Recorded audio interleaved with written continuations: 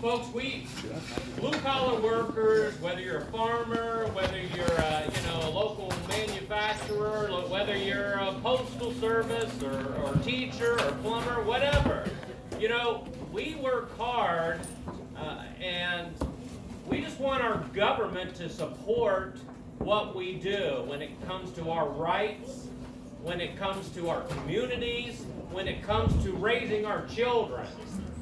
And everything that's happened this last 2 years, a lot of politicians should be in jail. And I've had enough. I work 7 days a week, and I'm tired of the government coming in, poking my chest, saying, you do this or you're shut down. You close down or we're really shutting you down. You put masks on, or if you don't get the jab, you're going to lose your job. This all has to stop. If this does not stop, we are definitely going down the wrong path, and I believe we know that. I believe that's why I can come to a small rural town like this and the whole place is full, because we're all thinking the same exact thing. We don't want to violently fight to take back our rights, but if it would come to that, we would be there. We want to do this at the ballot box, and that means getting involved.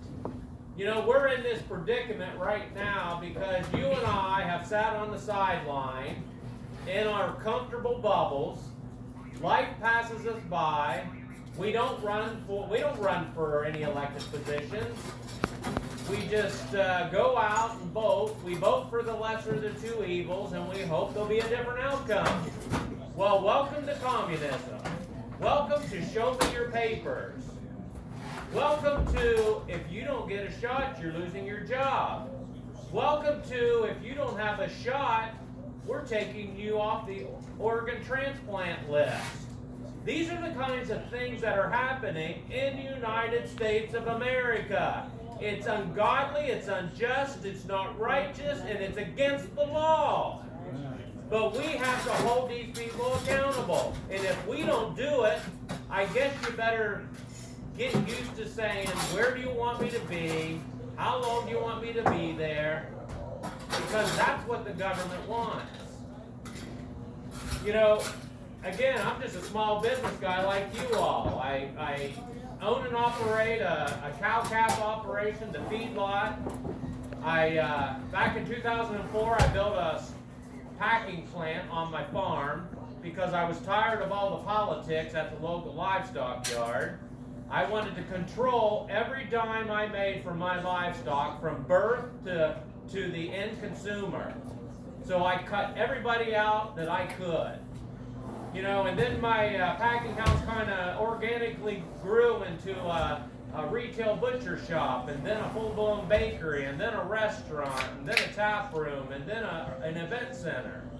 I started out with 2 employees on an 83-acre farm, and today on that same farm I'm employing a little over 70 people.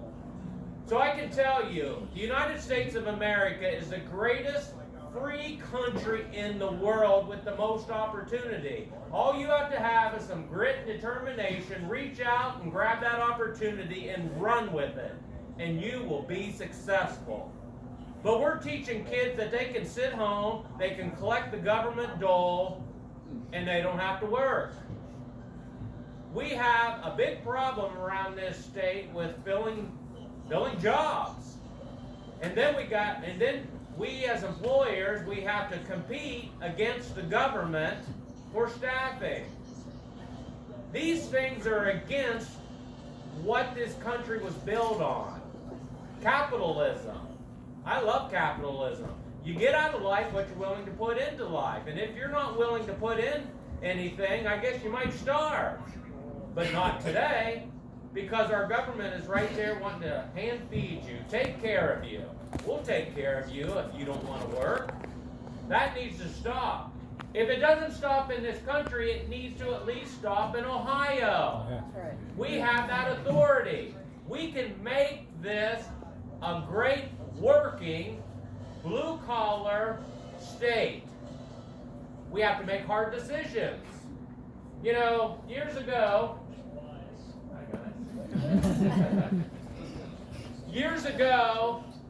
you know, they came out, the participation trophy. You know, what was that, 12 years ago or so? You know, if Johnny comes in first, Johnny gets a trophy. If Johnny comes in 35th, well, Johnny still gets a trophy. You know what? We should not be giving Johnny 35th a trophy. Matter of fact, we should be telling Johnny number 35th that he's a loser. And that'll incentivize him to work a little harder and be a little successful tomorrow. But if we're treating everybody the same, nobody will be incentivized to work any harder. So things have to change. You know, common sense is not common anymore, is it? You know, I'm just a nut and bolt kind of guy. I'm the kind of guy you need to send to Columbus because I got a lot of duct tape and a lot of baling wire. And a lot of things need fixed.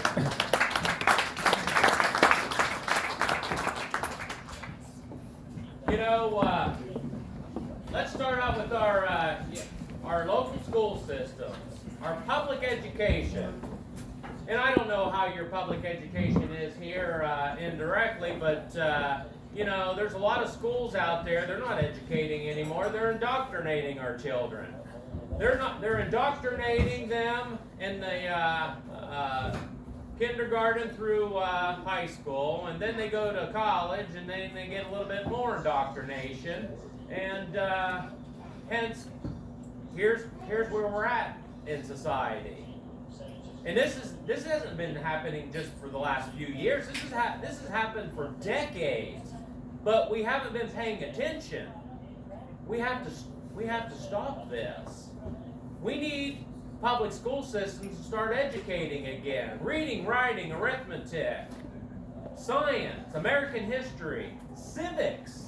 How about we teach these children what the flag means? How about we teach them that good men and women died so we can fly that flag in this country? That's right. You know, we don't teach that.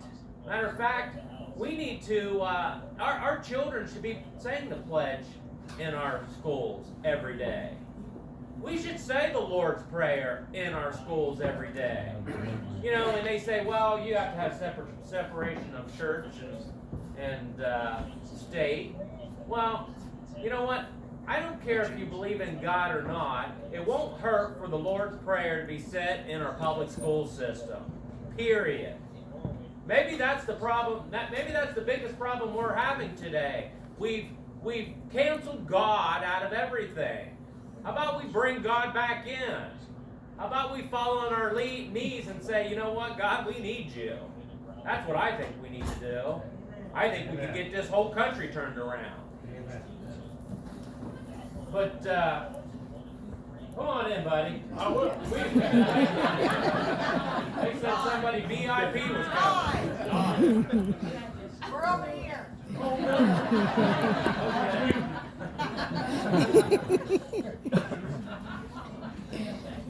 So, you know, we need to get vocational training back in all of our local high schools.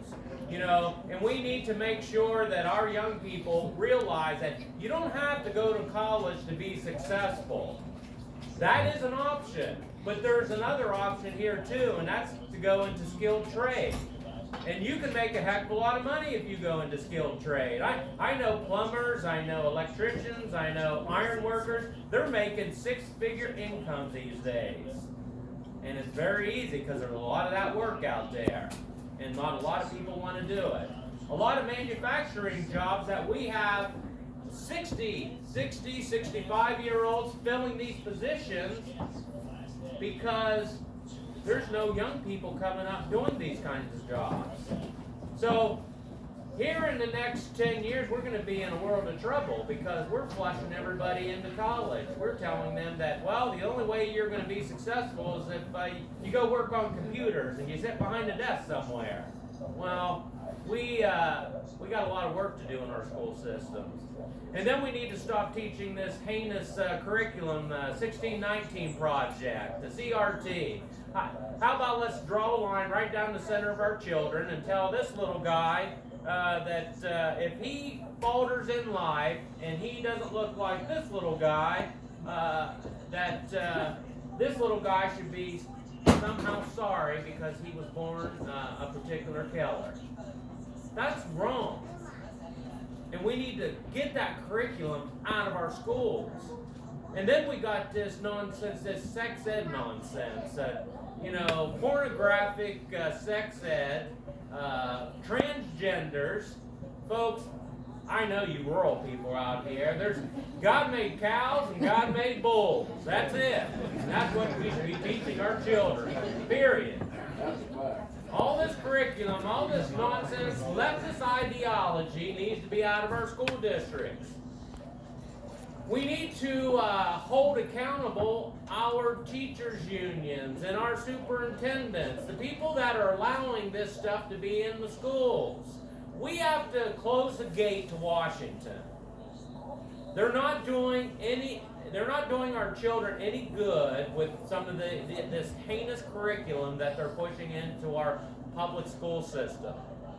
There's a bill down in Columbus that it doesn't have much traction right now, but you get me in there and I'll push it. It's called the backpack bill. What the backpack bill does, it sets up a savings account for the child in the local public school system, the public money. If your child's in the public school system, the money's there. If you take your child out and send them to private school, the money moves with the child.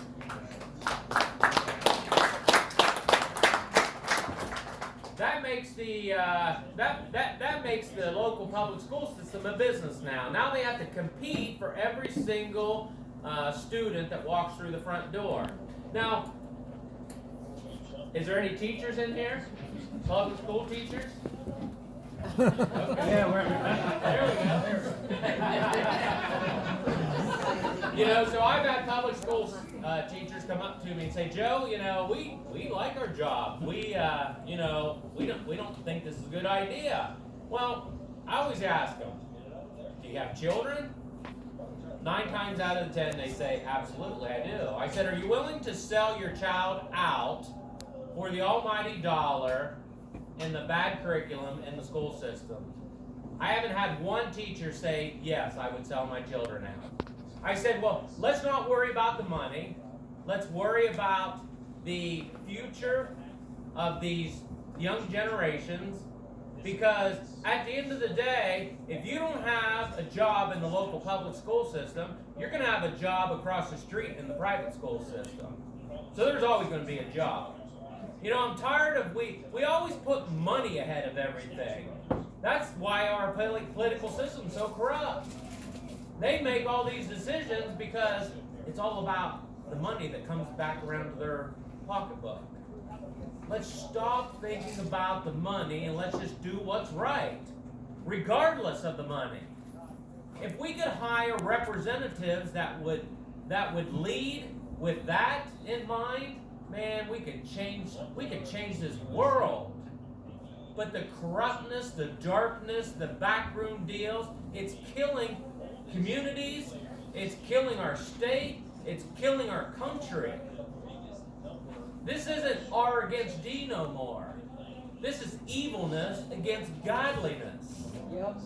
And it's time to stand up and fight. It's time to get involved. It's time to run for every single elected position, from dog catcher to the President of the United States. It's time to take the power back. The power is in us. The only reason these politicians have the power that they've had is because we allow them to do that. Again, we don't get involved. Isn't it an amazing thing, that convoy up in Canada? Yeah. Yep. Yeah. It's an amazing thing. Around the world, man. Shut the whole thing down. You take the truckers out of it, you take the farmers out of it, and we control the world. The world. But we have to stand up united. United. People tell me, Joe, do you have any support of the central committees or the state central committee? I said, nah, not really. I said, those people hate me because I'm the outsider. I'm the big mouth. I'm the guy that acts very much like President Donald Trump. Yeah.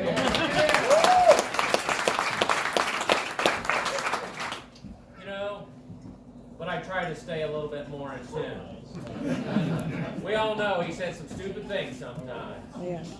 But we didn't care. We didn't hire him for his personality. We hired him because he was a fighter. We hired him. He was a general going into war in Washington. We can't hire somebody passive. They have to be ready for war. I'm ready for war.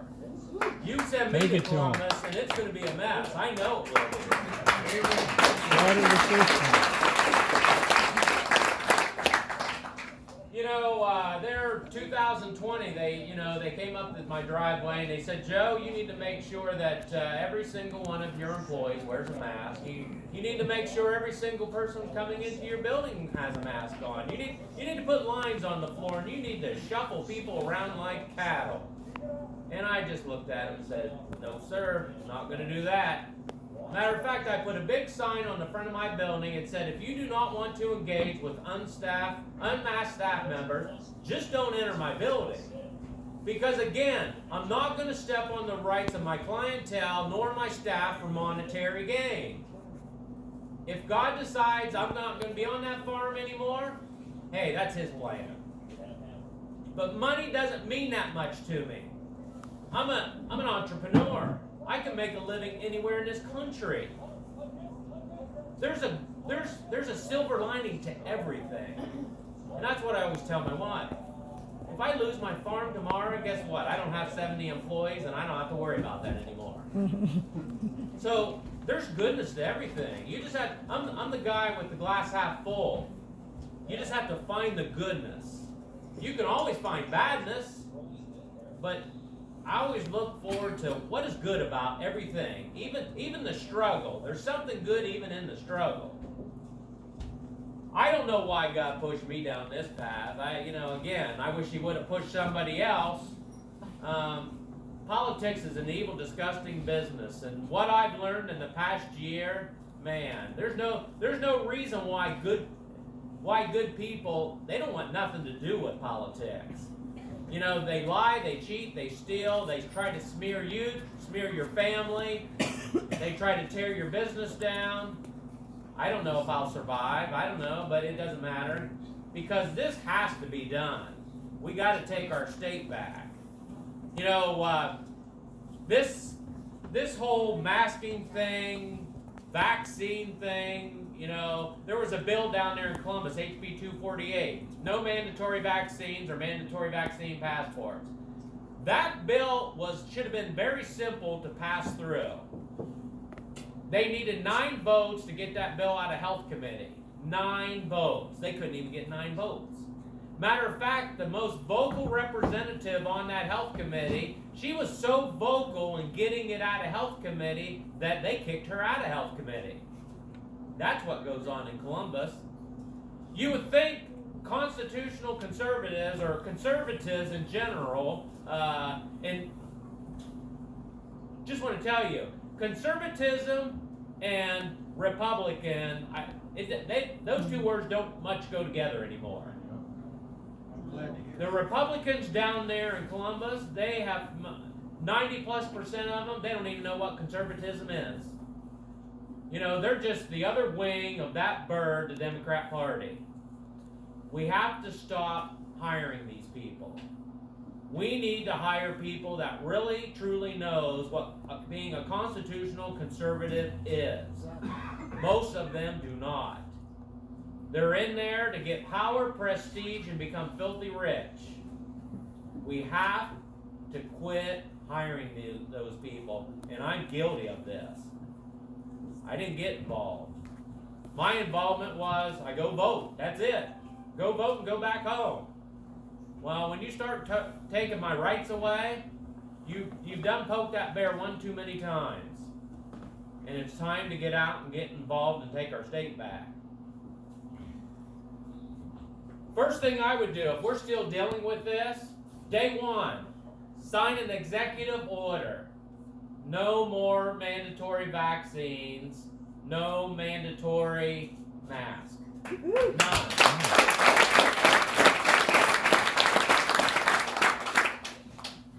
You know, it's a sad thing when they allow football games at Ohio State University. The whole place is packed, 100,000 people, shoulder to shoulder, drinking beer, spitting all over each other. But our little children have to go to school wearing a mask. This is pure lunacy. The science does not support what they're doing. Matter of fact, right now, we have the data coming back that says if you had the COVID, if you've gotten over the COVID, your immune system will fight this virus off better than if you've had the jab. They also came out and said that if you had it and got over it, you're less likely to carry it and transmit it. But again, we're firing nurses. We're firing doctors because they refuse to get it. These people were heroes 2 years ago. But now we're disregarding. You're fired. Get out. This is un-American. This needs to stop. Again, we need to stand up against these CEOs and these folks that are running these hospitals. We need to hold our government accountable. And we always say, well, we won't get the almighty dollar. We're going to lose dollars if we don't do A, B, and C. Again, we have to stop thinking about the money. People are dying. People are dying because they can't get the health services they need. And you know, in 2020, when DeWine shut down the nursing homes, the assisted livings, the hospitals, people went into these places, moms, dads, grandmas, grandpas, and died alone. Alone. Can you imagine that? Just look at your spouse beside you. Can you imagine if your spouse was in there? It was their last minutes. And you couldn't be in there holding their hand, consoling them. Your pastor, your preacher, your priest couldn't be in there, making sure that they're right before they pass. He took that away from everybody. DeWine should be in jail for that.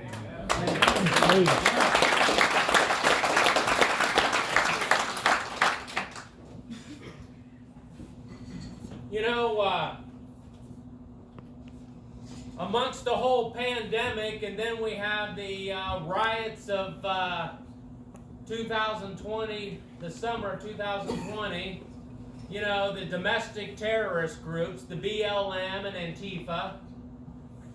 By gosh, they weren't trying to push them people out of the city, was they? Matter of fact, they was allowing them to loot, they burn, tear up. These liberal mayors, they come out and say, stand down, do not engage. Our governor told our state troopers down there at the State House, stand down, do not engage. It's their job to protect our house. That's our house. But they forget that. That won't happen if you hire me. If there's an uprising, I'm just going to call the mayor. You got a few hours to clean this mess up and get your city back to some kind of safety. If you do not, I'm sending in the National Guard and I'll clean that mess up.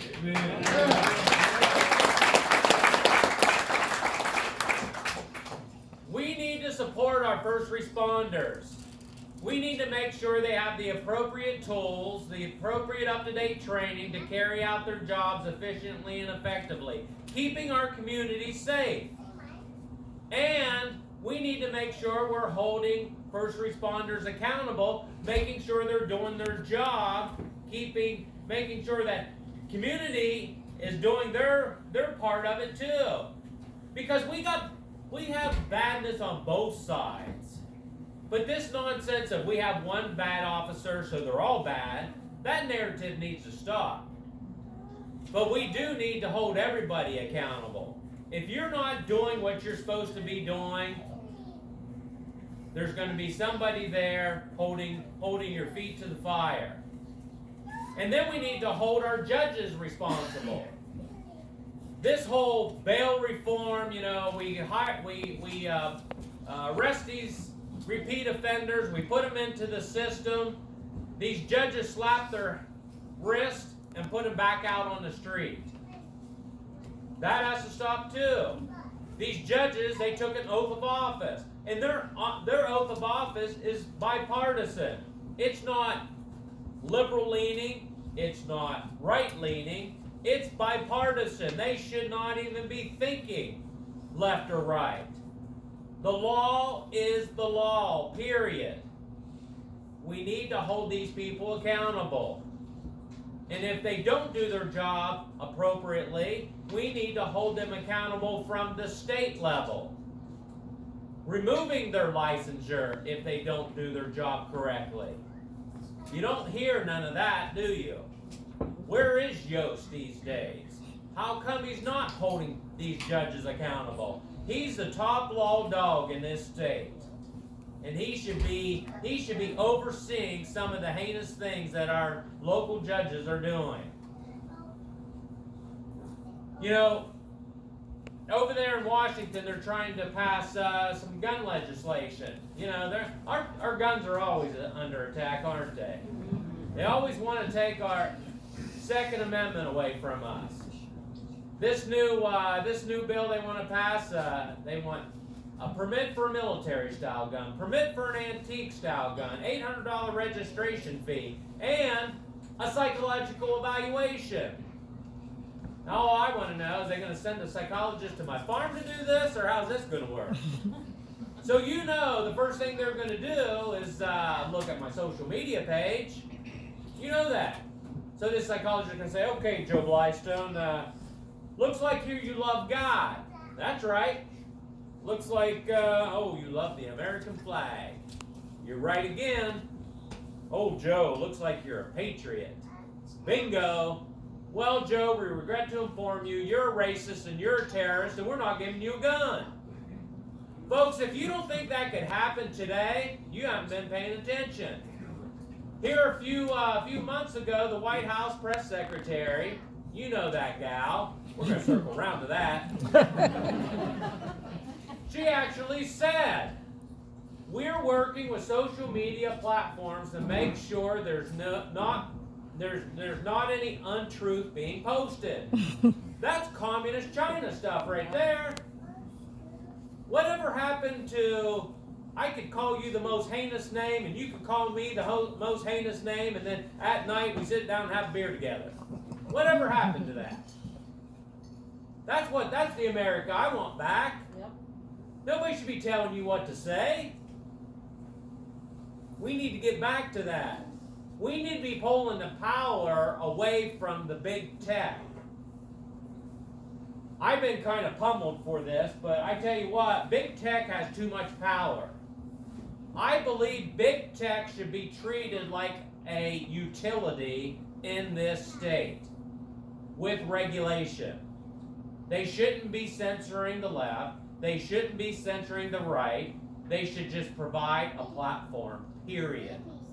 And if you don't provide just a platform and stay out of everybody's way, then we will fine you.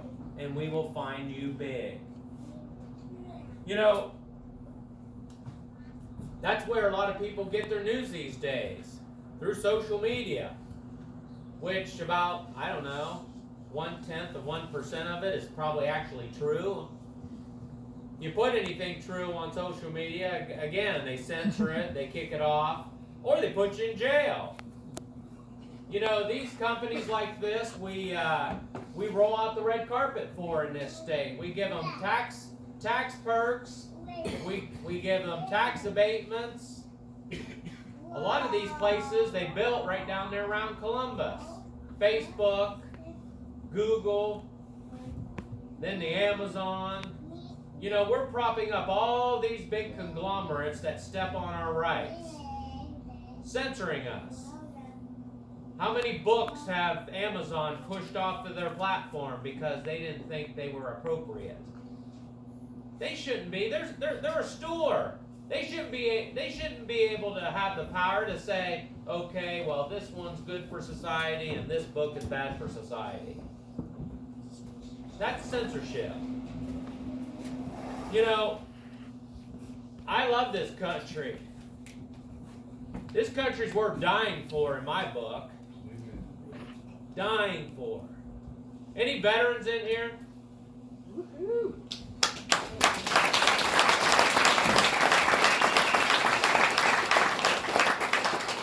My hat's off to you. I appreciate, I honor you for putting yourself in harm's way.